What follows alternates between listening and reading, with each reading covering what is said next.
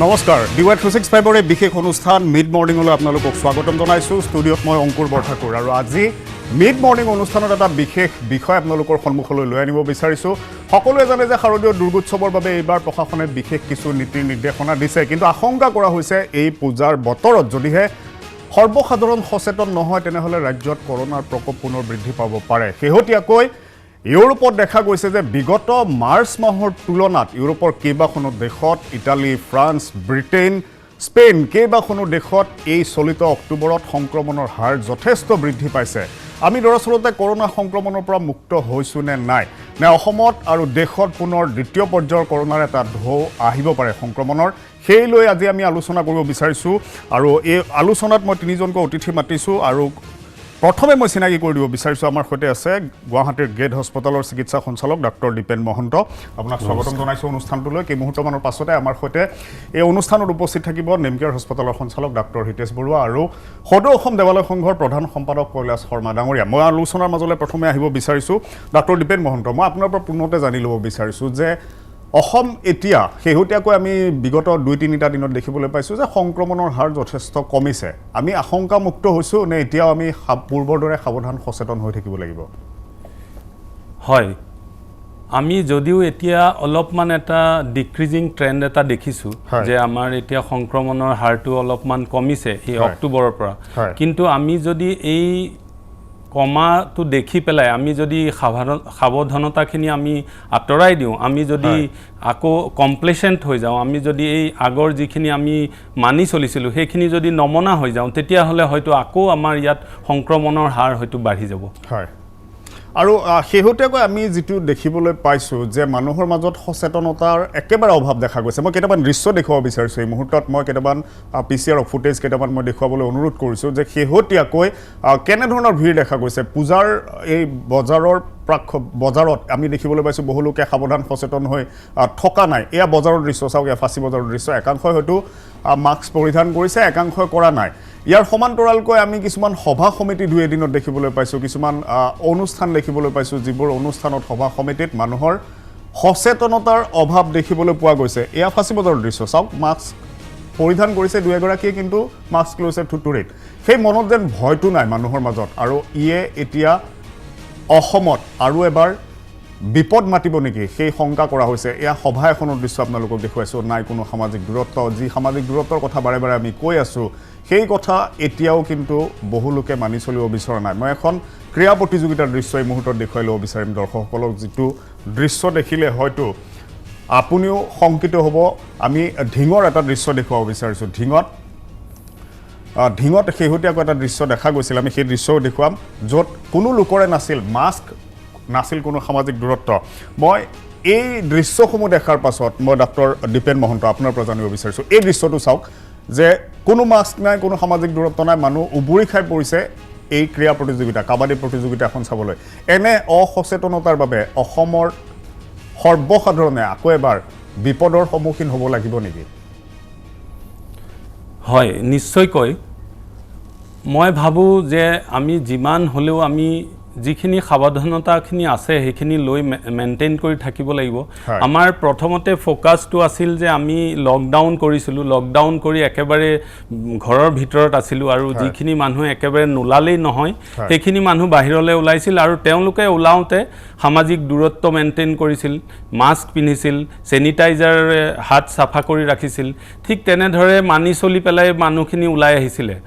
কিন্তু লাহে লাহে যেতিয়া আমাৰ অৰ্থনৈতিকভাৱে অকণমান আমাৰ বুজা পৰিল তেতিয়া আমাৰ দেশত আমাৰ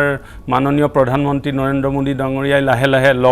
আনলক 1 আনলক 2 আনলক 3 আনলক 4 তাৰপিছত সাধাৰণ অৱস্থালৈ ঘূৰি আহিছে কিন্তু এইখিনি কৰি থাকোঁতে আমি লাহে লাহে ফেজ ৱাইজ আমি বেলেগ এটা দিশলৈ আহি আছোঁ আমি টেষ্টিঙৰ ওপৰত গুৰুত্ব দিছোঁ আমাৰ মাননীয় স্বাস্থ্যমন্ত্ৰী ডাক্তৰ হিমন্ত বিশ্ব শৰ্মা ডাঙৰীয়াৰ যি ভিজনাৰী পদক্ষেপ তেখেতে সেই পদক্ষেপ লৈ বেছিতকৈ বেছি মানুহৰ টেষ্টিং কৰাত তেখেতে গুৰুত্ব দিছিলে আৰু আমি বাকীকেইখন ৰাজ্যৰ তুলনাত অসমে আটাইতকৈ বেছি টেষ্টিং কৰিব পাৰিছিলোঁ আৰু সেই টেষ্টিং কৰাৰ ফলত কি হৈছিলে যিসকল লোকৰ পজিটিভ হয় তেখেতসকল হস্পিটালত বা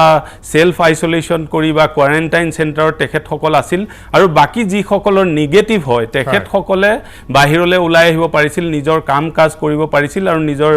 দৈনন্দিন কাম কাজ কৰি তেখেতসকলে অৰ্থনীতিটো আগুৱাই লৈ যোৱাত সহায় কৰিব পাৰিছিল কিন্তু এতিয়া কথা হৈছে যে আমি যদি টেষ্টিং নকৰোৱাকৈ যদি মানুহখিনি ওলাই আহে টেষ্টিং নকৰাকৈ নিজৰ ষ্টেটাছ গম নোপোৱাকৈ যদি বহু মানুহ ওলাই আহে আৰু সেই মানুহখিনিয়ে যদি সামাজিক দূৰত্ব মেইনটেইন নকৰে আৰু মাস্ক নিপিন্ধে বা চেনিটাইজাৰ ইউজ নকৰে তেতিয়াহ'লে আমাৰ ইয়াত সংক্ৰমণৰ সংখ্যাটো লাহে লাহে বাঢ়ি যাব নিশ্চয়কৈ আৰু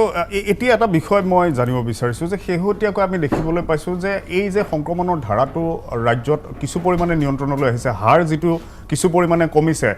দৰাচলতে আমাৰ এনেকুৱা এটা পৰিস্থিতি হ'ল নেকি অসমত যে বহু লোক ইতিমধ্যে কৰোণাত আক্ৰান্ত হৈ নিজে নিজে সুস্থও হ'ল আৰু যাৰ বাবে এতিয়া মানে পৰীক্ষা বৃদ্ধি কৰিছে যদিও সংক্ৰমণৰ হাৰটো কমকৈ পোৱা হৈছে হয় সেইটো এটা কথা আছে যে যিখিনি মানুহ অলৰেডি সংক্ৰমিত হৈছে সেইখিনি মানুহ নতুনকৈ আৰু সংক্ৰমণ নহয় গতিকে আমাৰ ইয়াত যিসকল মানুহৰ অলৰেডি পজিটিভ হৈ গৈছে তেখেতসকলে আমাৰ বহুখিনি মানুহৰ পজিটিভ হোৱাৰ কাৰণে বাকি যিখিনি মানুহ আছে সেইখিনি মানুহৰ হ'বলৈ বাকি আছে বা তেনেকুৱা ধৰণে আমাৰ সংক্ৰমণৰ সংখ্যাটো অলপমান কমিব পাৰে তথাপিও আমাৰ ICMR কোৱা হিচাপে যে আমাৰ যিটো হাৰ্ড ইমিউনিটি সেই হাৰ্ড ইমিউনিটি এতিয়াও সাফিচিয়েন্ট হোৱা নাই যিটো হাৰত যদি হাৰ্ড ইমিউনিটি যিটো লেভেললৈকে পায় সেইটো লেভেললৈকে পালে আমাৰ সংক্ৰমণৰ সংখ্যাটো বহুখিনি কমি যাব গতিকে যিহেতু আমাৰ হাৰ্ড ইমিউনিটিটো তেনেকুৱা ধৰণৰ লেভেললৈকে পোৱাগে নাই গতিকে মই ভাবো যে এতিয়াও আমি সাৱধানতা অৱলম্বন কৰি চলিব লাগে সামাজিক দূৰত্ব মেইনটেইন কৰিব লাগে মাস্ক পিন্ধিব লাগে আৰু চেনিটাইজাৰেৰে পাৰ্সোনেল হাইজিনটো মেইনটেইন কৰিব লাগে এই মুহূৰ্তত আমাৰ সৈতে ষ্টুডিঅ'ত উপস্থিত আছে নেমকেয়াৰ হস্পিটেলৰ সঞ্চালক ডক্টৰ হিতেশ বৰুৱা ডাঙৰীয়া আপোনাক স্বাগতম জনাইছোঁ লগতে আমাৰ সৈতে আছে সদৌ অসম দেৱালয় সংঘৰ প্ৰধান সম্পাদক কৈলাশ শৰ্মা ডাঙৰীয়া আপোনাকো স্বাগতম জনাইছোঁ মই ডক্টৰ হিতেশ বৰুৱা আপোনাৰ ওচৰলৈ আহিছোঁ ইউৰোপত আমি দেখিবলৈ পাইছোঁ শেহতীয়াকৈ পুনৰ সংক্ৰমণৰ দ্বিতীয় এটা ঢৌ আৰম্ভ হৈছে আৰু অতি উদ্বেগজনকভাৱে ফ্ৰান্সত অভিলেখ সংখ্যক যোৱা 24 ঘণ্টাত 30,000ৰ অধিক লোক সংক্ৰমিত হ'ল যিটো পৰ্যায়ত মাৰ্চ এপ্ৰিলত নাছিল ইউৰোপত কিন্তু তাতোকৈ এক ভয়াবহ পৰ্যায় দ্বিতীয় পৰ্যায়টো আৰম্ভ হোৱা পৰিলক্ষিত হৈছে গতিকে আমিও সাৱধান সচেতন হ'বলৈ সময় হৈ গ'ল নেকি যে দেশ বা অসমেও এনে এটা পৰ্যায় আমি সন্মুখীন হ'বলৈ গৈ আছোঁ নেকি নিশ্চয় এইটো আমি জানিবলগীয়া কথা আৰু শিকিবলগীয়া কথা যে এতিয়া গোটেই সমগ্ৰ বিশ্বত এই যিটো কৰোনা ভাইৰাছে যিটো আতংকৰ সৃষ্টি কৰিছে এইটো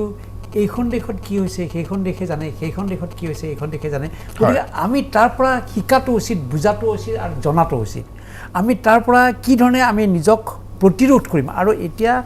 এই ভাইৰাছটোৰ পৰা সকলোতকৈ বেছি ইম্পৰ্টেণ্ট কথাটো হৈছে প্ৰতিৰোধ কৰা বা আমি কেনেকৈ প্ৰিভেণ্ট কৰিম যে কি বেমাৰটো হৈছে তাৰপিছত ট্ৰিটমেণ্ট কৰিছোঁ সেইটো এটা বেলেগ কথা কিন্তু বেমাৰটো নোহোৱাকৈ কেনেকৈ থাকোঁ সেইটোৱে হৈছে বৰ ইম্পৰ্টেণ্ট কথা আৰু এই ক্ষেত্ৰত মই এটা কথাই কৈছোঁ যে কি যদি ইউৰোপত এবাৰ হৈ আকৌ নতুনকৈ হৈছে নিশ্চয় আমি জনা উচিত বা আমি বুজা উচিত যে আমাৰ ইয়াতো যদি আকৌ যদি ৰিপিট হয় আমি কি কৰিম বা কেনেকৈ তাক প্ৰতিৰোধ কৰিম এই প্ৰতিৰোধটো প্ৰথম কথা প্ৰতিৰোধটো কৰিব পাৰিলেহে আমি ইয়াৰ পৰা হাত খাই থাকিব পাৰিম অৰ্থাৎ এটা পৰিকল্পনাৰ এতিয়া আকৌ প্ৰয়োজন আহি পৰিছে নেকি আমি প্ৰথম পৰ্যায়ত যি ধৰণে এটা পৰিকল্পনা কৰা হৈছিল যি ধৰণে সকলোকে সাৱধান সজাগ কৰোৱা হৈছিল আকৌ সেই সজাগতা আকৌ সেই পৰিকল্পনা হাতত লোৱাৰ প্ৰয়োজন আহিছে নেকি নিশ্চয় আৰু আমাৰ আচল কথা আমি শিক্ষাটো নলওঁ আমাৰ এবাৰ কাৰোবাৰ হৈছে যদি তাৰপিছত তেওঁ আকৌ পাহৰি যায় মই এটা কথা কৈছোঁ এই যে ইতিমধ্যে আমি আলোচনা কৰিছোঁৱে যে এই ক্ষেত্ৰত আমি কি কি প্ৰিকশ্যন ল'ব লাগে যে মাস্ক পৰিধান এই যে আমি মাস্কটো ল'ব লাগে এইটো মাস্কটো লৈ আজি এইখিনিত আমি এটা ছ'চিয়েল ডিষ্টেঞ্চ মেইনটেইন কৰি আছোঁ বা আমাৰ সন্মুখত একো নাই হয়তো নাই কিন্তু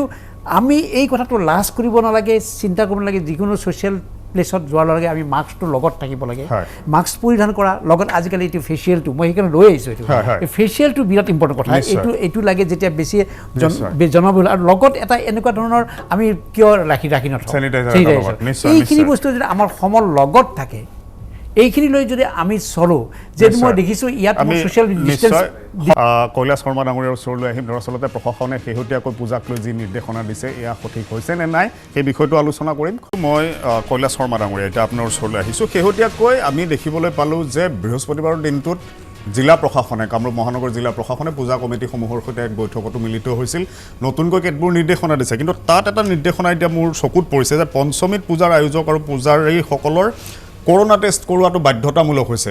এই ক্ষেত্ৰত যদিহে পূজাৰীজন পূজাৰ আগদিনা কোভিড পজিটিভ হয়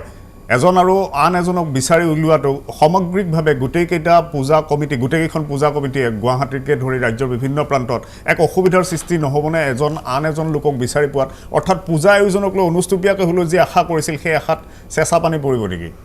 এইটো খুব সুন্দৰ প্ৰশ্ন কাৰণ এইখিনিতে আচল মাহিত্যটো তাতে সোমাই আছে মই উদাহৰণ দুগৰাকী চিকিৎসক ইয়াত বহি আছে মই নিজে অভিযন্তা আমাৰ এটা বিভাগ আছে প্ৰতিটো বিভাগৰ নিজৰ নিজৰ ছুপাৰ স্পেচিয়েলিটি কোৰ্চ কিছুমান থাকে বা PhD থাকে বা ফেলোশ্বিপ কৰা মানুহ কিছুমান থাকে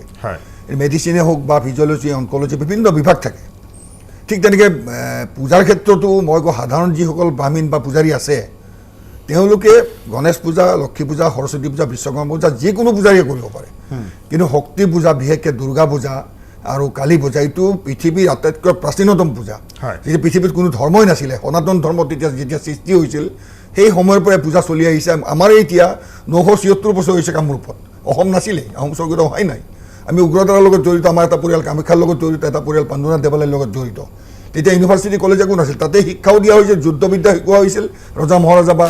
সকলোৱে শিকোৱা হৈছিল কিন্তু এইখিনিত এটা সুন্দৰ প্ৰশ্ন এইটো কিয় কৈছোঁ যে দুৰ্গা পূজা কৰিব যিজন পূজাৰী আহিব তেওঁৰ লগত এটা টিম থাকে মেইন পূজাৰীজন দীক্ষান্ত হ'ব লাগিব তাৰমানে পাৰ্টিকুলাৰ এই ছাবজেক্টত তেওঁ PhD ধাৰী ইকুইভেলেণ্ট আৰু সেই ছাবজেক্টৰ কোৰ্চটো কৰিবৰ কাৰণে তেওঁ যিটো দীক্ষা লৈছিল সেই দীক্ষা লোৱাৰ ক্ষেত্ৰত অন্যান্য পূজাৰী তেওঁক সেই সময়খিনিত তেওঁহে সেই পূজাটো কৰিব পাৰে বাকী যিটো টিম আহিব টিমটো কোনেও পূজা কৰিব নোৱাৰিব বিধিপাঠকজন লগত ছাপৰ্টাৰ হিচাপে থাকিব যোগালী টোগালী থাকিব এতিয়া কথা হ'ল যে দুৰ্গা পূজাৰ ক্ষেত্ৰত যি পূজাৰী দৰকাৰ বৰ্তমান সমগ্ৰ অসমত পূজাৰীৰ যথেষ্ট এতিয়া তাকৰ সংখ্যালকে নামি আহিছে কাৰণ বহুতে এতিয়া লাহে লাহে লাহে লাহে বেলেগ লাইনলৈ তেওঁলোক গৈ আছে ছাৰ্ভাইভেলৰ কাৰণে এই ক্ষেত্ৰত আজি প্ৰশাসনে যিটো নিৰ্দেশ জাৰি কৰিছে প্ৰথমে মই এটা কথা কওঁ যে COVID-19 প্ৰট'কলৰ যিটো চৰকাৰ স্বাস্থ্য বিভাগে যিটো ডক্টৰ হিমন্ত বিশ্ব শৰ্মা ডাঙৰীয়াই যিটো নিয়ম মানি সেইটো সম্পূৰ্ণ আমি আদৰণি জনাইছোঁ আমি পূজা পৰিচালনা কৰা যিসকল কমিটিয়ে সদৌ অসম দেৱালয় সংঘৰ প্ৰধান সম্পাদক হিচাপে আমি সম্পূৰ্ণ নিয়ম মানি চলাব অসম দেৱালয় সংঘৰ সমূহ দেৱালয় 108খন দেৱালয় আছে সকলোকে আমি ইতিমধ্যে জনাইছোঁ তেখেতসকলে সম্পূৰ্ণভাৱে নিজাববীয়াকৈ থাৰ্মেল স্কেনাৰ ঠিক তেনেকৈ আমাৰ চেনিটাইজেশ্যন মাস্ক আৰু ৰেজিষ্টাৰ বুক লোৱাৰ ব্যৱস্থা ইতিমধ্যে কৰিছে এতিয়া উদাহৰণস্বৰূপে উগ্ৰতাৰা দেৱালয় এই প্ৰচেষ্টা আমি চলাই আছোঁ কিন্তু এইখিনিতে কথা এটা হ'ল যে বিভিন্ন সাৰ্বজনিক দুৰ্গা পূজা কমিটি যিবিলাক আছে দেৱালয়বিলাকৰ কথা বেলেগ তেওঁলোকৰ এজন পূজাৰী কিবা কাৰণে সেই 2 নম্বৰ পূজাৰীজন পোৱা যাব কিন্তু আজি নলবাৰী বা আজি বাইহাটা বা দৰং বা অন্যান্য লোৱাৰ আছামৰ পৰা বা বিভিন্ন পৰ্যায়ৰ পৰা পূজাৰীসকল 3 মাহমান আগত পূজা কমিটিয়ে যোগাযোগ কৰি তেওঁলোকৰ লগত ৰাখে এতিয়া কথা হ'ল কি উজনি অসমতো তেনেকৈ এইটো চলি আছে বা বৰাক ভেলীতো তেনেকৈ চলে তেওঁলোকৰ অঞ্চল ভিত্তিত আৰু সেই অঞ্চলসমূহত সম্পূৰ্ণ সুস্বাস্থ্যৰ অধিকাৰী হৈ পূজাৰীবিলাক থাকে কিয় এতিয়াও গ্ৰাম্যাঞ্চলত আমাৰ COVID-19-এ টাউন অঞ্চলত যিটো আৰ্বান এৰিয়াত যিটো এটেক কৰিছে সেইটো কৰিব পৰা নাই গতিকে এই ক্ষেত্ৰত পূজাৰীসকল যেতিয়া আহি যেতিয়া তেওঁলোক টেষ্ট কৰা হ'ব কিবা কাৰণ পজিটিভ যদি হয় লক্ষ্মী পূজা বা অন্যান্য পূজাত কিবা এটা হ'লেও সিমান এটা এফেক্ট নহয় বুলি কয় কিন্তু আমি ভাৰতীয় সনাতনী সংস্কৃতিৰ ক্ষেত্ৰত এটা বস্তু জানো এই ডক্টৰে হওক ইঞ্জিনিয়াৰ হওক বা যিকোনো ক্ষেত্ৰতে হওক সকলোৱে বিজ্ঞানৰ ছাত্ৰ হিচাপে মই কৈছোঁ এতিয়া বিজ্ঞানে কিছুমান বস্তু এটা পইণ্টৰ পিছত ডক্টৰে কৈ দিয়ে যেতিয়া আইচলেশ্যন বা কি বুলি কয় ICUত থোৱাৰ পাছত যেতিয়া ভেণ্টিলেটৰ দিয়া পেচেণ্টজনৰ চিৰিয়াছ হয় যদি নাস্তিক ডক্টৰ এজন হয় তেখেতে কিন্তু শেষত কৈ দিয়ে যে আমাৰ হাতত নাই ভগৱানৰ হাততে অৰ্থাৎ পঞ্চমীত যিটো পৰীক্ষা কৰোৱাৰ কথা কোৱা হৈছে এইটো দুদিনমান আগত হ'ব লাগিছিল এই পঞ্চমীৰ যিটো পৰীক্ষা পঞ্চমী তিথি আগদিনাখনৰ পৰা পঞ্চমীৰ পৰা ষষ্ঠী পৰি যাব আৰু পিছৰ দিনা ষষ্ঠী 22 তাৰিখে দিনৰ 1-13লৈকে ষষ্ঠী তিথি থাকিব এই সময়খিনি খুচিয়াৰ মমেণ্ট এইখিনি সময়ত যদি বিল্ল বোধনৰ কথা আহিব বা অন্যান্য পূজা আৰম্ভ কৰিব সেই সময়ত তেতিয়া টেষ্ট কৰা হ'ব মই এটাই অনুৰোধ কৰিম অসম চৰকাৰৰ মাননীয় স্বাস্থ্যমন্ত্ৰী হিমন্ত বিশ্ব শৰ্মা ডাঙৰীয়াক যাতে ইতিমধ্যে মই পৰখিনি যোগাযোগ কৰিছোঁ তেখেতৰ লগত হোৱাটছএপৰ জৰিয়তে বা মেছেজৰ জৰিয়তে তেখেতে ৰেছপন্সো কৰিছে পৰ্যালোচনা কৰা হ'ব বুলি কৈছে এই কথাটো আমি বিচাৰিছোঁ যাতে ষ্টেণ্ড বাই পূজাৰী যিহেতু পূজা কমিটিসমূহে নিজাববীয়াকৈ আনিব আৰ্থিকভাৱে যথেষ্ট জৰুলা হৈ গৈছে গতিকে তেওঁলোকক যদি চৰকাৰৰ ফালৰ পৰা যেনেকৈ নহওক চৰকাৰ বুলি মই নকওঁ চৰকাৰে যদি ব্যৱস্থা এটা গ্ৰহণ কৰে ষ্টেণ্ড বাই এজন দীক্ষিত পূজাৰী কিবা কাৰণত যদি হৈ যায় তেনেকুৱা এটা টিম যদি তেওঁলোকে ৰেডি ৰাখে অন্তত বিভিন্ন পৰ্যায়ত জিলা প্ৰশাসনৰ জৰিয়তে সেই পূজাৰীক ইমিডিয়েট তাত যদি মকৰল কৰিব পাৰে তেতিয়া পূজাখন চলিব অন্যথা আমাৰ যিটো নিয়ম মানি আছোঁ কাৰণ মই দেৱালয়ৰ লগত আজি আমাৰ পৰিয়াল 976 বছৰ জড়িত সেইকাৰণে আমি কওঁ যে দুৰ্গা পূজাৰ যিটো এবাৰ আহিছে আহিছে দোলাদাহ মানে মাৰি মৰক এইবিলাক কিন্তু আমি যদিও চাইণ্টিফিকেলি বহুতে কওঁ যে এইটো নামানি আল্টিমেটলি কিন্তু ৰিজাল্টটো পাইছোঁ আজি COVID-19 বা অন্য হৈছে এই ক্ষেত্ৰত মই কওঁ যে যে দুৰ্গা পূজাখন যদি বন্ধ হৈ যায় অমংগলদায়ক চিন বুলি কোৱা হয় সেইকাৰণে মই অনুৰোধ কৰিছোঁ চৰকাৰক যাতে এটা টীম প্ৰতিখন জিলা প্ৰশাসনে দীক্ষিত পূজাৰী এটা টীম তেওঁলোকে লগত ৰাখে যদি ৰাখি থয় তেতিয়া কোনোবা এখন সকলো পূজাটো নহয় কোনোবা এখন পূজা যদি পজিটিভ হৈও যায় তেতিয়াহ'লে যাতে ইমিডিয়েটলি ষ্টেণ্ড বাই পূজাৰীগৰাকী যাতে অসুবিধাৰ সৃষ্টি নহয় প্ৰথমে মই কেইটামান দৃশ্য দেখুৱাই ল'ব বিচাৰিছোঁ যে মানুহৰ মাজত এতিয়া কৰোণাক লৈ ভয় আছে নে নাই শেহতীয়াকৈ যিবোৰ দৃশ্য দেখা গৈছে সেই দৃশ্যবোৰ দেখাৰ পাছত এনে অনুভৱ হয় যেন কাৰ্যত অসমৰ পৰা কৰোণা শেষ হ'ল অসমত আৰু এতিয়া কৰোণা পৰিস্থিতি নাই স্বাভাৱিক পৰিস্থিতি এই দৃশ্যসমূহ চোৱাৰ পিছত তেনে এটা ধাৰণাই কৰা হৈছে কিয়নো মানুহৰ মাজত সেই আশংকা সেই উদ্বেগ অকণো দেখিবলৈ পোৱা নাই কেইখনমান সভাৰ দৃশ্য আপোনালোকক দেখুৱাইছোঁ য'ত অধিকাংশৰে মাস্ক নাই অধিকাংশই যি দূৰত্ব বৰ্তাই ৰাখিব লাগে সেই দূৰত্ব বৰ্তাই ৰখাৰ ক্ষেত্ৰতো তেওঁলোক সজাগ নহয় একেলগে এনেদৰে তেওঁলোকে জুম বান্ধি তেওঁলোকে বহা পৰিলক্ষিত হৈছে আনফালে আন এটা দৃশ্য দেখা গৈছিল যিটো দৃশ্যত এখন কাবাডী প্ৰতিযোগিতা পতা হৈছিল ঢিঙত যিখন প্ৰতিযোগিতাত যথেষ্ট সংখ্যক লোক আহিছিল আৰু লোকসকলে দেখা গৈছিল সকলোৱে কোনেও কৰোনাৰ নীতি নিয়ম মনা নাছিল এয়া এখন সভাৰ দৃশ্য যিখন সভাটো অনুৰূপ পৰিৱেশ এয়া এই কাবাডী খেলখনৰ দৃশ্য চাওক যিমান দৰ্শক আছে কোনো এজন দৰ্শকৰে মাস্ক নাই আৰু খুদ ইয়াত বিধায়ক আমিনুল ইছলামো আছে বিধায়কজনকো দেখুৱাইছোঁ এই মুহূৰ্তত আপোনালোকক বিধায়কৰ উপস্থিতিতে অঞ্চলটোৰ সমষ্টিবাসীয়ে এইদৰে ওলাই আহিছে য'ত মাস্ক নাই সামাজিক দূৰত্ব নাই দৰাচলতে কৰোনাক লৈ কোনো ভয় নাই নেকি কাৰ্যত কৰোনা গুচি যোৱা বুলিয়ে অসমৰ পৰা ধাৰণা কৰি লৈছে নেকি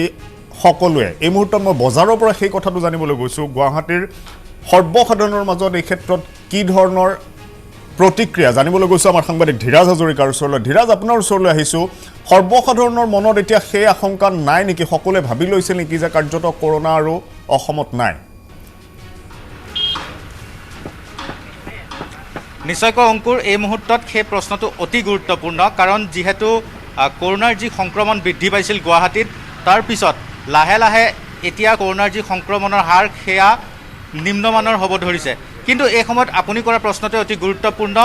আৰু সেয়েহে আমি গুৱাহাটীৰ বজাৰসমূহত উপস্থিত হৈ কি দেখিছিলোঁ আমি প্ৰথমে আপোনালোকক দেখুৱাবলৈ চেষ্টা কৰিছোঁ যে যিহেতু আপুনি উল্লেখ কৰাৰ ধৰণে অধিকাংশ লোকে মাস্ক পৰিধান কৰা নাই কেৱল কেমেৰা দেখিলেহে তেওঁলোকে মাস্ক পৰিধান কৰে আৰু যিহেতু এতিয়া দুৰ্গা পূজা সমাগত আৰু বজাৰ সমাৰসমূহত সাধাৰণ যি লোক সেই লোকসকল ওলাই আহিব আৰু তেওঁলোকে তাত ভিৰ কৰিবহি আহি আৰু এনে স্থলত কিন্তু যিসকল লোক ইয়াত ভিৰ কৰিবহি তেওঁলোকৰ সংক্ৰমিত হোৱাৰ আশংকা যথেষ্ট বেছি কিন্তু সাধাৰণ লোকে কি কয় মই তেওঁলোকৰ পৰাই কিছু জানিবলৈ চেষ্টা কৰিম কিছু এগৰাকী যুৱতী আছে বাইদেউ মই আপোনাৰ ওচৰলৈ আহিছোঁ যিহেতু এতিয়া আপোনাৰ সংক্ৰমণৰ যি হাৰ সেই হাৰটো কিছু কমি আহিছে আমি দেখিবলৈ পাইছোঁ এতিয়া কৰোনা সংক্ৰমণৰ হাৰ যিহেতু কমি আহিছে সেয়েহে এইটো এটা ভাল খবৰ নহয় জানো হয় কিন্তু আমি দেখিছোঁ যে কিছু সংখ্যকে মাস্ক পৰিধান নকৰে আৰু যদিহে মাস্ক পৰিধান নকৰে পুনৰ গুৱাহাটী মহানগৰীত এই হাৰটো বৃদ্ধি হ'ব পাৰে অধিক লোক সংক্ৰমিত হ'ব পাৰে মাস্ক আৰু চেনিটাইজাৰ ব্যৱহাৰ কৰিব লাগে আৰু ডিষ্টেঞ্চ মেইনটেইন কৰিব লাগে বিশেষকৈ সেইটো কৰিব আৰু বজাৰটোতো কৰিবই লাগিব ন কাৰণ খোৱাটোতো পেটৰ কাৰণেতো কোনো ৰখি থাকিব নোৱাৰে ভোকটো আছেই বজাৰ কৰিব আহিব চবেই আহক এটা ডিষ্টেঞ্চ মেইনটেইন কৰক মাস্ক পিন্ধক ঘৰত গৈ চব চেনিটাইজাৰ কৰক হয়তো এতিয়া গুৱাহাটীত আমি দেখিছোঁ আপুনিও হয়তো অলপ লক্ষ্য কৰিছে যে অধিকাংশ এতিয়া মাস্ক পিন্ধা নাই যেন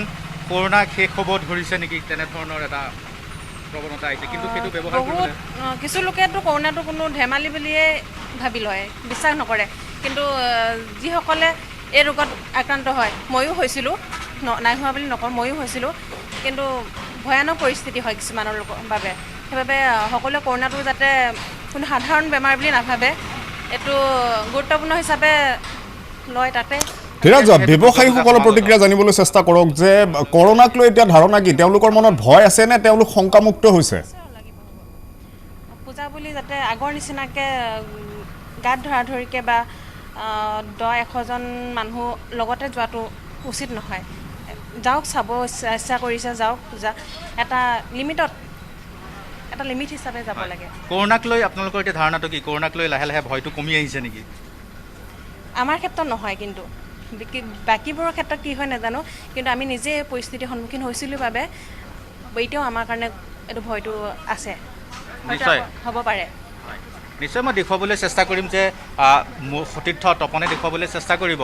কিছু সংখ্যকে যদিও মাস্ক পৰিধান কৰি আহিছে কিন্তু অধিকাংশই মাস্ক পৰিধান কৰা নাই হয়তো তেওঁলোকৰ মনত এতিয়া কৰোনাক লৈ যি ধৰণৰ সন্দেহ আছিল বা যি ধৰণৰ শংকা আছিল সেইসমূহ ধীৰাজ এজন ব্যৱসায়ী এই মুহূৰ্তত মই দেখিছোঁ তেওঁ কেমেৰা দেখাৰ লগে লগে মাস্কখন পিন্ধি লৈছে তেওঁক সুধিবলৈ চেষ্টা কৰক যে কৰোণাক লৈ তেওঁৰ মনত ভয় আছে নাই নে কৰোণা বুলি একো নাই তেনে এটা ধাৰণা তেওঁলোকৰ মনত হৈছে নেকি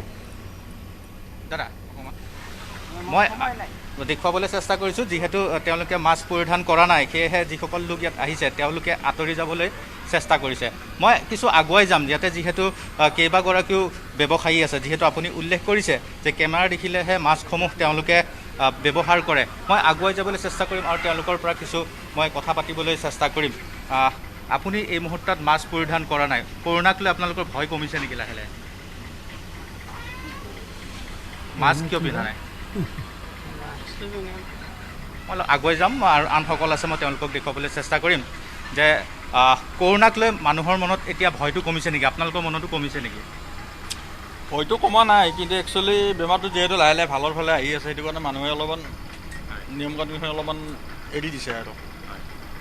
ধীৰাজ ধন্যবাদ জনাইছোঁ আপোনাক গণেশগুৰি বজাৰৰ পৰা এই মুহূৰ্তত পৰিৱেশটো দেখুৱাৰ বাবে মই ডাক্তৰ ৰিতেশ বৰুৱা মই আপোনাক সুধিব বিচাৰিছোঁ মানুহৰ মনত এতিয়া যিটো ধাৰণা দেখিবলৈ পোৱা গৈছে যে কৰোণা এতিয়া লাহে লাহে কমি আহিছে ব্যৱসায়ীয়ে কৈছে আৰু তেওঁলোকৰ মনত ভয় নাই ইয়ে কিমান ক্ষতিগ্ৰস্ত কৰিব পাৰে সামগ্ৰিকভাৱে শেহতীয়াকৈ যিহেতু আমি দেখিছোঁ পশ্চিমীয়া দেশসমূহত ইউৰোপত আকৌ সংক্ৰমণৰ সংখ্যা বৃদ্ধি কৰিছে নহয় সঁচা কথা এইটো আমি সেই বজাৰখনতে দেখিবলৈ পাইছোঁ যে কি আমাৰ মাজত সজাগতাৰ অভাৱ হয় আমি সজাগ নহয় মানুহবিলাকে মানে যেতিয়া গাড়ীখনৰ পৰা এক্সিডেণ্টটো হয় তেতিয়াহে ভাবা এক্সিডেণ্টটো হৈ যোৱাৰ পিছত ভাবোঁ মই সাৱধানে থাকিব লাগিছিল কিন্তু এক্সিডেণ্টটো হোৱাৰ আগত নাভাবিলে কাৰণে তেওঁৰ এক্সিডেণ্টটো হ'ল ঠিক তেনেকৈ মই সেই যি বজাৰত যি মহিলাগৰাকী যি যুৱতীগৰাকীক দেখা পাইছোঁ যে তেওঁ নিজে ভুক্তভোগী আৰু সেই ভুক্তভোগীৰ কাৰণে তেওঁ নিজে মাস্কটো পিন্ধি আছে গতিকে সেই কথাটো এনেকুৱা হৈছে আমি নিজে ভুক্তভোগী হোৱাৰ পিছতহে আমি শিক্ষাটো লওঁ কিন্তু আমাক এই কৰোণা ভাইৰাছটো এটেক কৰাৰ আগত আমি কেতিয়াও নিজে সজাগ নহওঁ যে কি মোক কেতিয়াবা হ'লে মই কি কৰিম বা মই কি কৰাটো নোহোৱাকৈ কেনেকৈ থাকিব পাৰোঁ গতিকে আমাৰ মাজত এইটোৱেই কথা যে কি আমি দেখিবলৈ পাইছোঁ যে কি বাহিৰৰ কাণ্ট্ৰি কিছুমানত কিন্তু লকডাউন বুলি কথা নাই তেওঁলোকক এটা ডিৰেকশ্যন দিয়া হৈছে ঘৰত থাকক বুলি কৈছে ঘৰত আছে বাছ আছে মই এটা এক্সাম্পল দিছোঁ যে মোৰ মানে কি কাজিন এজনী ছোৱালী আমেৰিকাৰ পৰা আহিছে ইয়ালৈকে পৰীক্ষা শেষ হোৱাৰ পিছত ইয়াত আহিছে কিন্তু ইমান কেয়াৰফুল তাত যিটো ইনষ্ট্ৰাকশ্যন দিছে সিহঁতে ইয়াতো সেই তেনেকৈ মানিছে তাৰমানে তাত কোনো ষ্ট্ৰিক্ট জীৱনত এনেকুৱা নহয় যে কি আমাক হেঁচা মাৰি ধৰিছে কাৰণেহে আমি কণ্ট্ৰলত আছোঁ আৰু আমি কণ্ট্ৰলত নাথাকোঁ ঠিক তেনেকুৱা ধৰণৰ কথা আছে কিন্তু মই দেখিছোঁ যে কি বাহিৰৰ কাণ্ট্ৰিবিলাকত যিটো ইনষ্ট্ৰাকশ্যন দিয়া হয় সেইটো সম্পূৰ্ণৰূপে ফ'ল' কৰে বা সজাগ হৈ থাকে কিন্তু আমাৰ ইয়াত নহয় কাৰণে আমি বেছি ভুক্তভোগী হওঁ সেইকাৰণে মই এইখিনিতে এটা কথা কৈছোঁ যে কি আমি নিজেই ইয়াৰ উদাহৰণ যে কি আমাৰ গুৱাহাটীত ইমান মানুহ ভুক্তভোগী হৈছে কিন্তু গাঁও অঞ্চলত হোৱা নাই গাঁৱত কমি আছে গাঁৱত এইটো কাৰণে কমি আছে যে আমি ছ'চিয়েল ডিষ্টেঞ্চ মেইনটেইন হৈ আছে আমাৰ গাঁৱত এইটো কাৰণে কমি আছে যে মানুহৰ দূৰে আছে গতিকে এই যে ছ'চিয়েল ডিষ্টেঞ্চ মেইনটেইন কৰা বা মাস্ক পৰিধান কৰা বা চেনিটাইজেশ্যন কৰা এই কথাটো যিহেতু বাৰম্বাৰ আমি কৈ আহিছোঁ এই কথাখিনি আমি মনত ৰাখিবই লাগিব আৰু এই কথাখিনি নামানিলে আগন্তুক যিটো দুৰ্গা পূজাৰ সময় আহিছে বা যিকোনো ধৰণৰ দেৱালী হওক দুৰ্গা পূজা হওক এই যেতিয়া মানুহৰ সমাগম যেতিয়া বেছি হয় সেইখিনি সময়ত যদি আমি সজাগ নহওঁ তেতিয়া আৰু এক ভয়াৱহতাৰ ৰূপ লোৱাৰ নিশ্চয় এক আমাৰ কাৰণে বিপদৰ এটা শংকা বাজি উঠিব পাৰে বা বিপদৰ এটা শংকা বাজি উঠিব পাৰে গতিকে এই ক্ষেত্ৰত আমি যদি সাৱধানতা অৱলম্বন নকৰোঁ এতিয়াই যদি আমি চিন্তা নকৰোঁ তেতিয়াহ'লে আগন্তুক কিছুদিনৰ ভিতৰত হয়তো আকৌ সংক্ৰমণটো বেছি হৈ আহিব পাৰে মই ডক্টৰ দীপেন মহন্ত আপোনাৰ ওচৰলৈ আহিছোঁ যে প্ৰথম অৱস্থাত কৰোণাৰ সংক্ৰমণ যেতিয়া আৰম্ভ হৈছিল সেই মুহূৰ্ততে বহু বিশেষজ্ঞ বহু বিজ্ঞানী মহলৰ ফালৰ পৰা কোৱা হৈছিল যে শীতৰ আগমনৰ লগে লগে কৰোণাৰ সংক্ৰমণ বাঢ়িব দৰাচলতে তাপমাত্ৰাৰ ক্ষেত্ৰত বতৰৰ ক্ষেত্ৰত সংক্ৰমণৰ পৰ্যায় বৃদ্ধি বা হ্ৰাসটোৱে নিৰ্ভৰ কৰে নেকি চাওক যিটো সংক্ৰমণৰ হাৰ হয়। সেইটো বহুতকেইটা ফেক্টৰৰ ওপৰত ডিপেণ্ড কৰে, অকল শীত বা আৰ্দ্ৰতাৰ ওপৰতে ডিপেণ্ড নকৰে, হয়। কিন্তু শীত বা আৰ্দ্ৰতাও এটা ফেক্টৰ হয়, যিহেতু কৰোণা ভাইৰাছটো এটা ফ্লু ভাইৰেল ফেমিলিৰ ভাইৰাছ, হয়। গতিকে ঠাণ্ডা আৰু আৰ্দ্ৰতা বেছি থাকিলে তাৰ সংক্ৰমণ হোৱাৰ চান্সটো বেছি থাকে, হয়। যিহেতু ডাইৰেক্ট যিটো সংক্ৰমণ মেন টু মেন যিটো ট্ৰেন্সমিশ্যন সেইটো কম নহয়, হয়। কিন্তু যি এনভাইৰনমেণ্টত যে ভাইৰাছটো বেছি সময় বাচি থাকিব পাৰে সেইকাৰণে সংক্ৰমণ হোৱাৰ চান্সটো বেছি হ'ব, হয়। কিন্তু অকল সেইটোৱে ডিটাৰমাইন নকৰিব, তাৰ উপৰিও বাকীখিনি আমাৰ কেনেকুৱা ধৰণৰ হাৰ্ড ইমিউনিটি কেনেকুৱা, বাকী আমি কিমান মেইনটেইন কৰিছোঁ, ডিষ্টেঞ্চ কেনেকৈ মেইনটেইন কৰিছোঁ, হাইজিন কেনেকৈ মেইনটেইন কৰিছোঁ, আৰু তাৰ উপৰিও আমাৰ যিখিনি টেষ্টিঙৰ ওপৰত নিজৰ ষ্টেটাছ জনাৰ ওপৰত মই বাৰে বাৰে জোৰ দিম যে নিজৰ ষ্টেটাছটো জানিবৰ কাৰণে টেষ্টিং কৰাটো আটাইতকৈ প্ৰয়োজনীয়, কাৰণ যেতিয়া টেষ্টিং কৰিব তেখেতে নিজৰ ষ্টেটাছটো গম পাব, গতিকে যদি পজিটিভ হয় তেখেতে হয়তো নিজকে আইচোলেট কৰিব, হোম আইচোলেশ্যন কৰিব, যাৰ চিমটম আছে তেওঁ হস্পিটেলত ট্ৰিটমেণ্ট কৰিব, গতিকে তেওঁ বেলেগক সেই বেমাৰটো দিয়াৰ পৰা তেওঁ বিৰত থাকিব, গতিকে সংক্ৰমণৰ সংখ্যাটো লাহে লাহে কমি যাব। আৰু এতিয়া আমি দেখিবলৈ পাইছোঁ শেহতীয়াকৈ যে মানুহৰ মনত এই এটা ধাৰণা হৈছে যে সাধাৰণ গাত যদি ৰোগ এটা আহে, ৰোগ এটা অহাৰ পাছত মই কৰোণাত সংক্ৰমিত হ'লোঁ নেকি বুলি এটা মনত ধাৰণা লৈ লয়, কিন্তু তাৰ পাছতো কিন্তু চিকিৎসালয়লৈ নাযায় বা পৰীক্ষা নকৰোৱায়। এনে যি প্ৰৱণতা ইয়ে ক্ষতি কৰিব পাৰে নেকি, বা বহু লোক ইতিমধ্যে তেনেকৈ সুস্থ হৈ উঠিল নেকি? হয়, তেনেকুৱা হৈছে। আমি এতিয়া নিজৰ প্ৰেক্টিকেল এক্সপিৰিয়েঞ্চৰ পৰা গম পাইছোঁ যে ঘৰে ঘৰে আমাৰ মানুহৰ জ্বৰ, কাহ বা তেনেকুৱা যিটো কৰোণা হ'ব পাৰে, যি ধৰণৰ চিমটম তেওঁলোকে ডেছক্ৰাইব কৰিছে, তেওঁলোকৰ কৰোণাও হ'ব পাৰে, কিন্তু তেওঁলোকে টেষ্ট কৰা নাই। গতিকে আমাৰ যিখিনি চিমটমেটিক আছে, যে যিখিনি আমি টেষ্ট পজিটিভ পাইছোঁ, এজনৰ 20% পজিটিভিটিৰ এগেইনষ্টত 80% মানুহ টেষ্ট নকৰাকৈ আছে, যিসকলৰ হয়তো আমি ষ্টেটাছটো নাজানো। গতিকে তেখেতসকলে হয়তো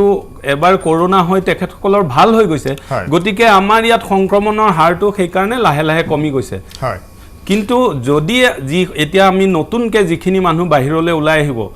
ধৰক পূজা বুলি বা দেৱালী বুলি, যেতিয়া যিখিনি মানুহ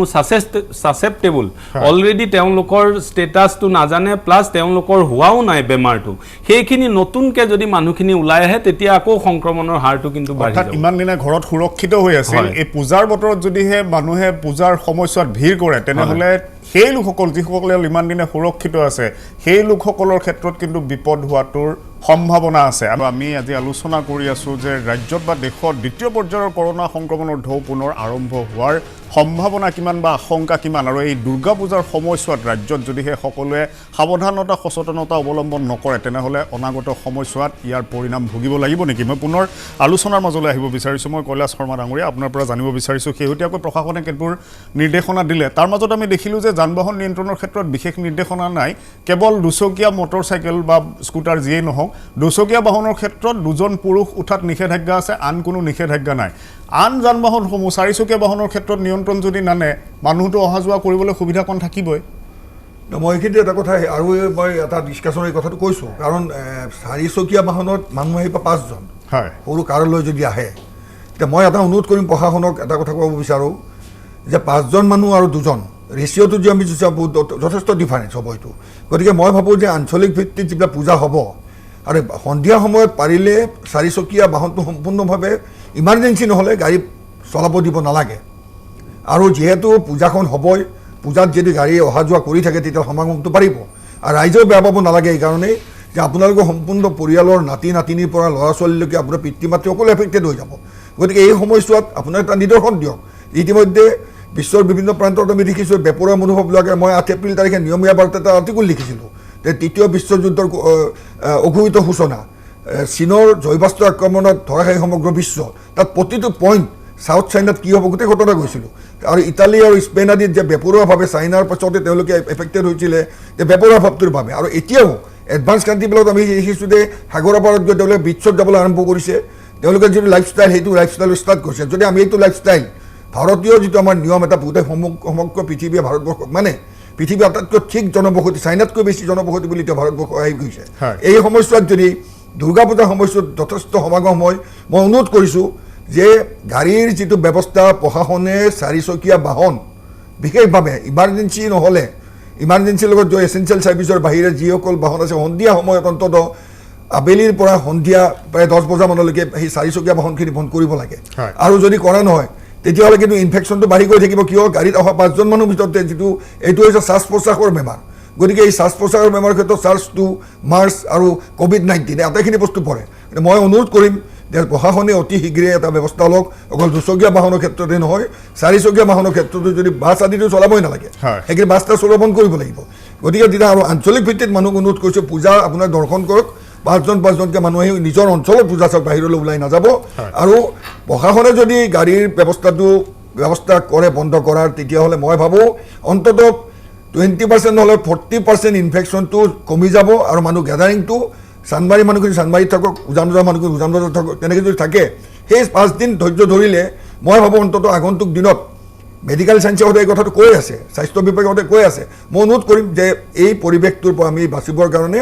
চৰকাৰে অতি শীঘ্ৰে এইটো ব্যৱস্থা গ্ৰহণ কৰক বিশেষকৈ জিলা প্ৰশাসন আৰু ষ্টেট প্ৰশাসনৰ মই অনুৰোধ কৰিছোঁ এই বিষয়ে আজি এই মঞ্চৰ পৰাই কিছু পৰিমাণে পৰিস্থিতি আমাৰ নিয়ন্ত্ৰণলৈ আহিছে আৰু এই সময়ছোৱাত যদিহে আমি সাৱধান সচেতন নহওঁ তেনেহ'লে নিয়ন্ত্ৰণলৈ অহা পৰিস্থিতি আকৌ গৈ পূৰ্বতকৈ অধিক ভয়ংকৰ পৰিস্থিতিলৈ ৰূপান্তৰ কৰোঁতে বেছি সময় কিন্তু নালাগিব মই ডাক্তৰ দীপেন মহন্ত মই আপোনাৰ পৰা এটা বিষয় জানি ল'ব বিচাৰিছোঁ যে এতিয়াও যিহেতু ভেকচিনৰ প্ৰতিষেধকৰ এতিয়াও গৱেষণা চলি আছে এতিয়াও বহু আমি সংস্থাৰ তথ্য পাইছোঁ যে দ্বিতীয় পৰ্যায়ৰ প্ৰথম পৰীক্ষা এতিয়া আৰম্ভ হৈছে কিন্তু এতিয়াও যিহেতু সময় আছে অহা বছৰত হয়তো আমি মে' জুন জুলাই তেনেকুৱা মানতহে পাব পাৰোঁ তাৰ মাজতে শেহতীয়াকৈ ICMR এটা কথা ঘোষণা কৰিছিল যে প্লাজমা কাম নাই কিন্তু প্লাজমা চিকিৎসা অসমত যথেষ্ট পৰিমাণে চলি আছে প্লাজমা মাৰিবলৈ বহু মানুহ ইচ্ছুক হৈ আগবাঢ়ি গৈছে বা এই লোকসকলৰ ক্ষেত্ৰত এই খবৰে কিন্তু যথেষ্ট নিৰাশা আনিছে দৰাচলতে সঁচাকৈ প্লাজমা চিকিৎসাই কাম দিয়া নাই নেকি চাওক মই নিজেই শোণিতপুৰ বিজেপিৰ ভাৰতীয় জনতা পাৰ্টিৰ শোণিতপুৰৰ মই কনভেনৰ প্লাজমা ডনেশ্যন কমিটিৰ গতিকে মই আমাৰ মাননীয় স্বাস্থ্যমন্ত্ৰী ডাক্তৰ হিমন্ত বিশ্ব শৰ্মাৰ নিৰ্দেশ মৰ্মে আমি প্ৰত্যেকখন জিলাতে এটা প্লাজমা ডনেশ্যনৰ কাৰণে আমি কাম কৰি আছোঁ আৰু আমি দেখিছোঁ আমি ওতঃপ্ৰোতভাৱে জড়িত হৈ আছোঁ মেডিকেল কলেজত আমি যিকেইটা চেণ্টাৰ আছে প্লাজমা ডনেশ্যনৰ তাত আমি প্লাজমা ডনেশ্যন কৰোৱাওঁ আৰু তাৰ পৰা যিসকল মুমূৰ্ষ ৰোগী তেখেতসকলক মৃত্যুৰ মুখৰ পৰা বচাবৰ কাৰণে প্লাজমা আমি যোগান ধৰোঁ সেই কামটো কৰি থাকোঁতে আমি ব্যক্তিগতভাৱে বা আমি পাৰ্চনেলি আমি দেখা পাইছোঁ আমাৰ নিজৰ এক্সপিৰিয়েঞ্চৰ পৰা দেখিছোঁ যে প্লাজমা ডনেশ্যনে প্লাজমা থেৰাপিয়ে কাম কৰি আছে যদিও ICMRে কৈছে যে প্লাজমা থেৰাপিটো ইমান এফেক্টিভ নহয় কিন্তু আমি নিজৰ প্ৰেক্টিকেল যিটো আমাৰ এক্সপিৰিয়েঞ্চ তাৰ পৰা দেখিছোঁ যে যিসকল লোক ICUত সোমোৱাৰ আগতেই যদি আমি প্লাজমা ডনেশ্যন দিব পাৰোঁ বা প্লাজমা থেৰাপি দিব পাৰোঁ তেখেতসকলক আমি তেখেতসকলৰ ব্যৱস্থা বেয়াৰ পৰা অতি বেয়ালৈ যোৱাৰ পৰা আমি বাধা দি ৰাখিব পাৰোঁ তেখেতসকলক ICUত সোমোৱা বা ভেণ্টিলেটৰত যোৱাৰ পৰা আমি বাধা দি ৰাখিব পাৰোঁ প্লাজমা থেৰাপিৰ যোগেদি গতিকে মই ভাবোঁ যে এতিয়াও আমাৰ অসমত এই প্লাজমা থেৰাপি চলি আছে আৰু তাৰ বহু সুফল পোৱা গৈছে গতিকে মই যিসকল ব্যক্তি COVID-19ত আক্ৰান্ত হৈ পেলাই নিৰোগী হৈ উঠিছে তেখেতসকলক মই আহ্বান জনাম যাতে তেখেতসকলে গৈ ওচৰৰ যি চেণ্টাৰ আছে তাত প্লাজমা ডনেশ্যন যদি কৰে তেখেতসকলে মই সদায় এইটো কৈ আহিছোঁ যে ৰক্তদান মহান দান প্লাজমা দান তাতোতকৈ মহান দান কাৰণ ৰক্তদান কৰি এজন মানুহৰ প্ৰাণ বচাব পাৰি কিন্তু প্লাজমা দান কৰি আপুনি দুজনকৈ ব্যক্তিৰ প্ৰাণ ৰক্ষা কৰিব পাৰে কোভিড ৰোগত আক্ৰান্ত মুমূৰ্ষ ব্যক্তিৰ দুজনকৈ ব্যক্তিৰ আপুনি প্ৰাণ ৰক্ষা কৰিব পাৰে গতিকে মই সকলোকে আহ্বান জনাম যে তেখেতসকলে গৈ যাতে প্লাজমা ডনেশ্যন কৰে ইয়াৰ প্ৰশ্ন হৈছে দেশত বা ৰাজ্যত দ্বিতীয় পৰ্যায়ৰ কৰোনা সংক্ৰমণৰ ঢৌ শীঘ্ৰে আৰম্ভ হ'ব নেকি যদিহে দ্বিতীয় পৰ্যায়ৰ সংক্ৰমণৰ ঢৌ ইউৰোপৰ দৰে পশ্চিমীয়া দেশৰ দৰে যদি আৰম্ভ হয় তেতিয়াহ'লে আমি এতিয়াৰ পৰা কি পৰিকল্পনা বা কিদৰে আগবঢ়াটো উচিত এই বিষয়টো অলপ আলোচনা কৰিব বিচাৰিছোঁ ডাক্তৰ হিতেশ বৰুৱা মই আপোনাৰ পৰা জানিব বিচাৰিছোঁ যদিহে ইউৰোপত যিটো পৰিস্থিতি হ'ল যে মাৰ্চত তেওঁলোকৰ যিমান লোক সংক্ৰমিত হোৱা নাছিল এই অক্টোবৰ মাহত সংক্ৰমণৰ হাৰ তাতোকৈ বেছি তেনে এটা পৰিস্থিতিৰ সন্মুখীন হ'বলৈ আমিও গৈ আছোঁ নেকি যদিহে হওঁ তাৰ বাবে এতিয়াৰ পৰা আমি কি প্ৰাৰম্ভিক পদক্ষেপ লোৱাটো উচিত চৰকাৰীভাৱে বা সৰ্বসাধাৰণে সঁচা কথাই এতিয়া আমি যিখিনি আমি দেখিছোঁ বা শুনিছোঁ তাৰ পৰা আমি নিশ্চয় শিক্ষা ল'ব লাগিব আৰু এই অনাগত যিখিনি আগন্তুক দিন আছে এই ক্ষেত্ৰত কিছুমান পৰ্যায়ত আমি বিভিন্ন ধৰণে আমি সাৱধানতা অৱলম্বন কৰিব লাগিব প্ৰথম কথাটো হৈছে মই কৈছোঁ যে আমাৰ অসম বা ভাৰতবৰ্ষত যিটো পূজা বেছি হয় পূজা অকল এটাই পূজা নহয় এটাৰ পিছত এটা প্ৰায় ৩-৪ মাহলৈকে আমাৰ পূজাই হৈ থাকিব হয় দুৰ্গা পূজা লক্ষ্মী পূজা বা তাৰপিছত এনেকৈ সৰস্বতী পূজা এনেকৈ পূজা বাঢ়ি গৈ থাকিব এইখিনি সময়ত আমাৰ ভাৰতবৰ্ষ বা অসমৰ মানুহে ঠিক তেনেধৰণে আমি মানে প্ৰস্তুতি ল'ব লাগিব যে কেনেকৈ এই পূজাৰ সময়ত যিহেতু মানুহৰ সমাগম বাঢ়ে গতিকে মানুহে ইজনৰ মানুহৰ সিজনৰ যিটো আমি ছ'চিয়েল ডিষ্টেঞ্চ মেইনটেইন কৰিব লাগে সেইটো আমি মেইনটেইন কৰা নহয় গতিকে এই ক্ষেত্ৰত ভয়াৱহতাৰ ৰূপ লোৱাটো স্বাভাৱিক আৰু এই ক্ষেত্ৰত মই এটা কথা কৈছোঁ প্ৰথম পৰ্যায়ৰ কথাটো কৈছোঁ যে কি আগন্তুক দুৰ্গা পূজা আহি আছে এটা বা দুটা সপ্তাহৰ পিছতে গতিকে এইখিনি সময়ত মই অনুৰোধ কৰোঁ সমগ্ৰ অসমৰ ৰাইজক মই এটাই অনুৰোধ কৰোঁ যে আমাৰ পূজা আমি ভগৱানৰ ওচৰত আমি যাওঁ পূজাৰ কাৰণে বা আমাৰ দুৰ্গতি নাহিবৰ কাৰণে আমি দুৰ্গা পূজাৰ পূজা কৰোঁ কিন্তু এইটোৰ কাৰণে নহয় পূজা কৰা আৰু পূজা চোৱা এইবাৰ এই কৰোণাৰ সময়ত মই এটাই অনুৰোধ কৰোঁ পূজা চাব নালাগে পূজা কৰক আৰু সেই পূজাখিনি কৰোঁতে অলপ নিজৰ নিয়মৰ মাজত পূজা কৰক মই এইটো কথা এইটো কাৰণে কৈছোঁ যে কি যিহেতু বিভিন্ন ঠাইত বিভিন্ন ধৰণৰ বিভিন্ন এৰিয়াত পূজা হয় যে চানমাৰী মানুহজনে শিলপুখুৰীত যোৱাৰ অনুচিত বা গণেশগুৰি মানুহজনে আকৌ ভাঙলৈ যাব নালাগে গতিকে নিজৰ নিজৰ প্লেচত যি পূজা হৈছে তাতে ছ'চিয়েল ডিষ্টেঞ্চ মেইনটেইন কৰি মাস্ক পৰিধান কৰি আৰু চেনিটাইজেশ্যন এই তিনিটা নিয়ম পালন কৰি পূজা কৰক আৰু সেই পূজা কৰাটোহে উচিত পূজা চোৱাটো বা পূজা চাবৰ কাৰণে এঠাইৰ পৰা আন ঠাইলৈ গৈ পূজা উপভোগ কৰা বা পূজা এনজয় কৰাটো আমি এইবাৰ বিৰত থাকিব লাগে এইটো এটা প্ৰথম পৰ্যায় আৰু দ্বিতীয় পৰ্যায়ৰ কথাটো মই ক'ব গৈছোঁ যে কি মই প্ৰথমতেও কৈছোঁ যে আমি সকলোৱে স্বীকাৰ কৰোঁ যে প্ৰিভেনশ্যন বেটাৰ দেন কিয়ৰ আমি বেমাৰটো হোৱাৰ পিছত ট্ৰিটমেণ্ট কৰাতকৈ বেমাৰটো নোহোৱাকৈ আমি থাকিব নোৱাৰোঁ কিয় এই কথাখিনি যদি মনত ৰাখোঁ তেতিয়া নিশ্চয় আমি এই মাস্ক পৰিধান কৰিব পাৰোঁ বা আমি চেনিটাইজেশ্যন কৰিব পাৰোঁ বা ছ'চিয়েল ডিষ্টেঞ্চ মেইনটেইন কৰিব বেছিটো ডাঙৰ কথা নহয় এই তিনিটা কথা আমি যদি মনত ৰাখোঁ তেতিয়াহ'লে যি ধৰণৰ বাধকতা নাহক যি ধৰণৰ বেমাৰে নাহক আমি বা এই কৰোণাৰ আক্ৰমণ আমাক কৰিব নোৱাৰে গতিকে এই ক্ষেত্ৰত এই সাৱধানতা অৱলম্বনটো আমি যি পৰ্যায়তে নাযাওঁ যিটো কোৱা হৈছে যে কি ইউৰোপৰ পিনে বেছি বাঢ়িছে ইয়াত যে নাবাঢ়িব আমি ক'ব নোৱাৰোঁ ইয়াতো বাঢ়িব কিন্তু এই বঢ়াটোক আমি কমাব লাগিব প্ৰতিৰোধৰ দ্বাৰা নিশ্চয় গতিকে এই প্ৰতিৰোধটোৰ ক্ষেত্ৰত আমি সজাগতা অৱলম্বন কৰিব লাগে নিশ্চয়কৈ আমি যদিহে সজাগ সাৱধান নহওঁ তেনেহ'লে অনাগত সময়ছোৱাত আমাৰ সমাজখনে আমি কিন্তু পৰিণাম ভোগ কৰিব লাগিব মই পুনৰ কৈলাশ শৰ্মা ডাঙৰীয়া আপোনাৰ ওচৰলৈ আহিছোঁ মই নীতি নিৰ্দেশনা বিষয়সমূহতে আপোনাৰ পৰা জানিব বিচাৰিছোঁ যে প্ৰাৰম্ভিক অৱস্থাত মোৰ যদি ভুল হোৱা নাই যে প্ৰথম অৱস্থাত নিৰ্দেশনা দিয়া হৈছিল যে 20 জন লোক এবাৰত পেণ্ডেলত থাকিব পাৰিব বিসৰ্জনত 5 জন এতিয়া সংখ্যাটো অকণমান বাঢ়িল 30 জন আৰু 10 জন বিসৰ্জনত 10 জন পেণ্ডেলত একেবাৰত 30 জন থাকিব লাগিব এই পৰিসংখ্যাটো সলনি কৰিব নালাগিছিল নেকি বৰ্তমানৰ পৰিস্থিতি বা অনাগত সময়লৈ চাই এইখিনি ক্ষেত্ৰত মই এটা কথা কওঁ 30 জনে বা 20 জনে যেনেকেই নহওক কিন্তু এইটো ক্ষেত্ৰত ভলেণ্টিয়াৰসকল থাকিব লাগিব তেওঁলোকৰ এটা নিয়ম পালন কৰিব লাগিব যাতে 30 জন মানুহ কিবা চৰকাৰী নিয়মতে সোমাব যদি বিচাৰিছেও যে তেওঁলোকৰো দায়িত্ব আছে তেতিয়াহ'লে 5 জনতকৈ বেছি মানুহ এট এ টাইম পেণ্ডেলৰ ভিতৰলৈকে সোমাই দিয়াত তেওঁলোকে বাধা দিব লাগিব বাকীখিনি মানুহ বাহিৰত ৰখি থাকিব ছ'চিয়েল ডিষ্টেঞ্চ মেইনটেইন কৰি মই আহ্বান জনাইছোঁ যে একেলগে 30 জন মানুহ গৈ পূজাৰীৰ কাষত বহালে পূজাৰীও ইনফেক্টেড হ'ব কৰ্মকৰ্তাও ইনফেক্টেড হ'ব আৰু তেওঁলোকো ইনফেকশ্যন হোৱাৰ এটা বাতাবৰণ সৃষ্টি হ'ব সেইকাৰণে মই ভাবোঁ যে এবাৰত পেণ্ডেলৰ ভিতৰত চৰকাৰী নিৰ্দেশ দিয়ক আমাৰ ৰাইজৰো এটা কৰ্তব্য আছে আমি নিজক বচাই ৰাইজক বচাই পুৰোহিতক বচাই সমাজক বচাবৰ কাৰণে আমি নিজেও কিন্তু কৰ্তব্য কৰিব লাগিব আৰু পূজা কমিটিৰ ভলেণ্টিয়াৰসকলেও চিন্তা কৰিব লাগিব যে তেওঁলোকৰ পৰিয়াল আছে গতিকে তেওঁলোকে 5 জনকৈ মানুহ সোমাব দিয়ক 5 জন মানে এইটো নহয় যে একেলগে গাত গা লাগি সোমাই গৈছে নহয় 5 জনো তাত ছ'চিয়েল ডিষ্টেঞ্চিং আজি আমি ইয়াত 4 জন মানুহ মাৰ্কিঙৰ ব্যৱস্থা আমি 1 মিটাৰ 1.5 মিটাৰ দূৰত বহি আছোঁ দেখাত টিভিত কম নাপায় স্ক্ৰীণত আমি বহি আছোঁ গতিকে আমি ইয়াত মাস্ক নিপিন্ধাকৈ প্ৰব্লেম হোৱা নাই কিন্তু সকলোৱে কিন্তু মাস্ক পিন্ধি যাব লাগিব চেনিটাইজেশ্যনৰ ব্যৱস্থাৰ লগত পকেটত যেনেকৈ ডাক্তৰে বৰুৱাই কোৱাৰ দৰে লগত এটা চেনিটাইজাৰ বটল লগত লোৱাটো উচিত আৰু কমিটিৰ ফালৰ পৰা চেনিটাইজেশ্যনৰ ব্যৱস্থা থাৰ্মেল স্কেনিঙৰ ব্যৱস্থা কৰিব লাগিব আৰু 5 জনকৈ মানুহ সোমাওক যদিও চৰকাৰে 30 জন দিছে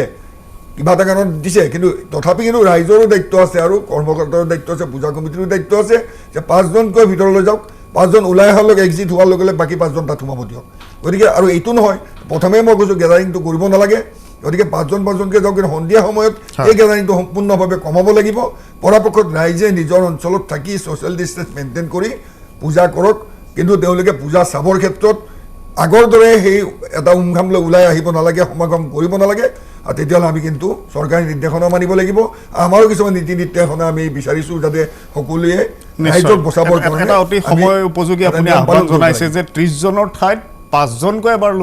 এবাৰত সোমাওক কাৰণ একেলগে 30 জন লোক যদি থাকে এটা মণ্ডপত নিশ্চয়কৈ তাত সামাজিক দূৰত্ব নাথাকিব বা তাত সংক্ৰমণৰ আশংকা থাকিব কৈলাশ শৰ্মা ডাঙৰীয়ে যিটো আহ্বান এই মুহূৰ্তত ষ্টুডিঅ'ৰ পৰা জনাইছে নিশ্চয়কৈ প্ৰত্যেকখন পূজা সমিতিয়ে প্ৰত্যেকখন দেৱালয়ে যদি মানি চলে যে এবাৰত 5 জনকৈ লোক সোমাবলৈহে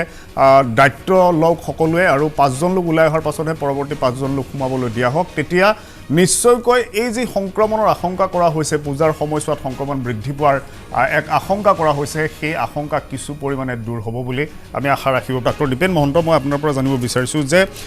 কৰোনা সংক্ৰমণ যেতিয়া প্ৰথম পৰ্যায়ত অসমত হৈছিল সংক্ৰমিত লোকসকলৰ মাজত যিসমূহ লক্ষণ দেখা গৈছিল বা যিবোৰ জটিলতা দেখা গৈছিল লাহে লাহে আমি যদি চাওঁ যে জুলাইৰ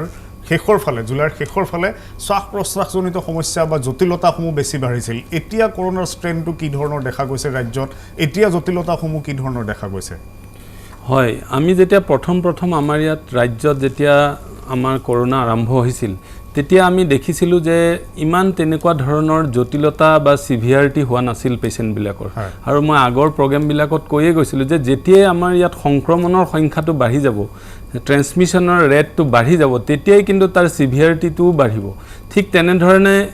আমাৰ পিছত যেতিয়া লাহে লাহে আমাৰ ট্ৰেন্সমিশ্যনৰ ৰেটটো বাঢ়িল তেতিয়া আমাৰ সিভিয়াৰিটি বাঢ়িল মানুহৰ বহুত বেছি হ'বলৈ ধৰিলে বহুত মানুহ মৃত্যুৰ মুখতো পৰিল গতিকে লাহে লাহে বস্তুটোৰ সংক্ৰমণৰ চান্স বাঢ়ি গ'ল তাৰপিছত সিভিয়াৰিটি বাঢ়ি গ'ল আৰু এতিয়া এনেকুৱা ধৰণৰ হৈছে যে আমাৰ যিখিনি পোষ্ট কোভিড কমপ্লিকেশ্যন ধৰক কমনলি লাং ফাইব্ৰচিছ সেইটো খুব বেছিকৈ হোৱা আৰম্ভ হৈছে গতিকে আমি দেখা পাইছোঁ যে যিখিনি মানুহ কোভিডত আক্ৰান্ত হৈ হস্পিটেলত এডমিট হৈ থাকি ভাল হৈ গৈছে মৃত্যুৰ মুখৰ পৰা বাচি আহিছে যদিও পিছত তেখেতসকলৰ যিটো পোষ্ট কোভিড সিকুৱেলি তাৰ যোগেদি তেখেতসকলৰ লাং ফাইব্ৰচিছ বা আন তেনেধৰণৰ সমস্যাবিলাক বেছিকৈ দেখা দিছে হয় গতিকে তেনেকুৱা এটা সলনি এটা আমি বেমাৰটোৰ এটা দেখা গৈছে হয় মোৰ একেবাৰে সময় কমি আহিছে মই ডক্টৰ হিতেশ বৰুৱা আপোনাৰ পৰা জানিব বিচাৰিছোঁ যে এবাৰ কৰোনা সংক্ৰমিত হোৱা লোক এজন তেওঁ সুস্থ হ'ল কৰোনাৰ পৰা এতিয়া বহুতে ধাৰণা লৈছে যে মোৰ আৰু কোনো চিন্তা নাই কিমান দিনলৈ নিশ্চিন্ত হৈ থাকিব পাৰিব নহয় এইটো আমি দেখিবলৈ পাইছোঁ এতিয়া দেখিছোঁ যে কি এই যিটো দীপেন মহন্তই যিটো কথা ক'লে যে কৰোনাত আক্ৰান্ত হৈছে তেওঁ আকৌ কৰোনা পজিটিভ হৈছে নিগেটিভ হৈছে সেইটো ডাঙৰ কথা নহয় তেওঁ নিজে জীয়াই থাকিবৰ কাৰণে তেওঁ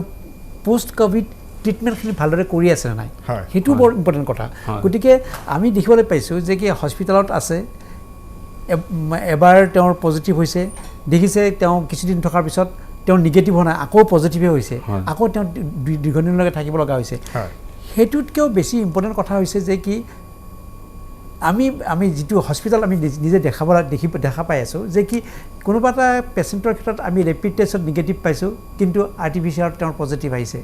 গতিকে পজিটিভ নিগেটিভ কেতিয়া আহিছে সেইটো ডাঙৰ কথা নহয় কিন্তু তেওঁৰ যদি চেষ্ট এক্সৰে বা চেষ্টটো যদি আমি চিটি স্কেন কৰোঁ তেতিয়াহে গম পাওঁ যে তেওঁৰ লাঙৰ কণ্ডিশ্যনটো কেনেকুৱা আছে আৰু সেইটো বিৰাট ইম্পৰ্টেণ্ট কথা সেই কথাখিনি আমি জানিব লাগে যে কি পজিটিভ থাককে বা পজিটিভ থাকি নিগেটিভ হৈ গ'ল নিগেটিভ হৈ যোৱাৰ পিছতো তেওঁ কিন্তু উশাহ লোৱাত দিগদাৰ পাই আছে বা উশাহ লোৱাত কষ্ট পাই আছে কিয় পাই আছে এইটো কাৰণে যে কি তেওঁৰ যিটো হাওঁফাওঁ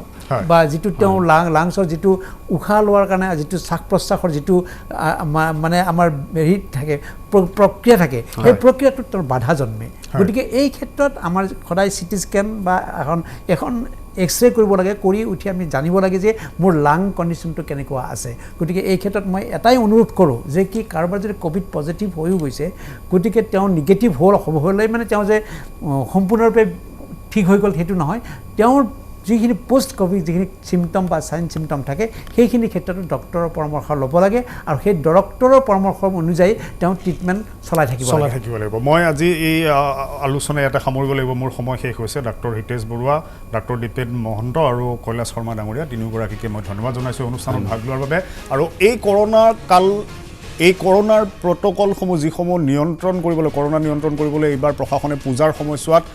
ইতিমধ্যে নিৰ্দেশনা দিছে সেই নিৰ্দেশনা মানি চলক আৰু কৈলাশ শৰ্মা ডাঙৰীয়া এক সুন্দৰ আহ্বান জনাইছে যে 30 জন নহয় 5 জনকৈ লোক এইবাৰ সোমোৱাৰ ব্যৱস্থা কৰক প্ৰতিখন পূজা কমিটিয়ে যদিহে এই পূজাৰ সময়ছোৱাত আমি সাৱধান সচেতন নহওঁ তেনেহ'লে অনাগত সময়ছোৱা আমাৰ বাবে আৰু অধিক ভয়ংকৰ হ'ব পাৰে ইতিমধ্যে পশ্চিমীয়া দেশত ইউৰোপত তাৰ প্ৰমাণ পোৱা গৈছে গতিকে আমি যাতে আকৌ এবাৰ এক জটিল পৰিস্থিতিৰ মুখামুখি হ'ব লগা নহয় তাৰ বাবে এতিয়াৰে পৰা সকলো সজাগ সাৱধান হ'ব লাগিব আৰু বিশেষকৈ এই শাৰদীয় দুৰ্গোৎসৱৰ সময়ছোৱাত সকলোৱে নীতি নিয়মসমূহ মানি চলি ৰাজ্যখনৰ লগতে আমাৰ সমাজখন বচাই ৰখাৰ দায়িত্ব আমি নিজে ল'ব লাগিব আমাৰ এই বিশেষ অনুষ্ঠান মিড মৰ্ণিং আজি ইয়াতে সামৰিছোঁ ধন্যবাদ